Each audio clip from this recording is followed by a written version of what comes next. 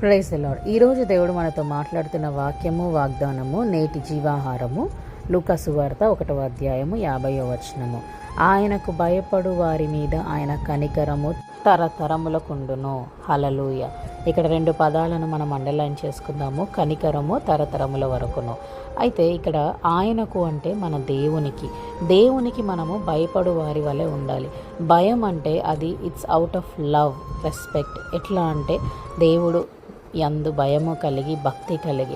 భయం అంటే మనం ప్రేమించే వారి మీద మనకి ఒక రకమైన భయం ఉంటుంది. అంటే వారిని బాధ పెట్టకూడదు, వారు చెప్పే మాటలు వినాలి, వారికి లోబడాలి అన్న సెన్స్ మనకు ఉంటుంది. సో ఇక్కడ కూడా దేవుడికి భయపడినప్పుడు మనము ప్రేమ కలిగి ఉంటాం. దేవుడిని ప్రేమిస్తే ఆయన ఆజ్ఞలను ఒబే చేస్తాము. మరి ఆయన యందు మనం ఎంతగానో విశ్వాసం ఉంచుతాము.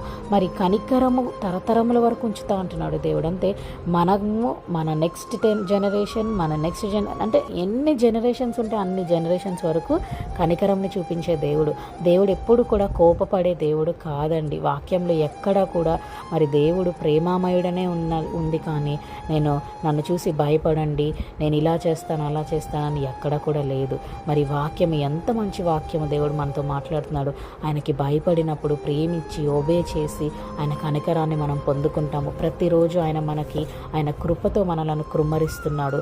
ఆయన దయా రసమును మన మీద కుమ్మరిస్తున్నాడు. కాబట్టి భయం కలిగి మనము భక్తి కలిగి ఆయన ఇచ్చే కనికరమును ప్రేమను మనందరం పొందుకొని మన కుటుంబాలు కట్టించుకొని మన జీవితాలను కట్టబడేలాగా మనం ఉండాలి. మే the lord bless us and give us peace. Have a fruitful day.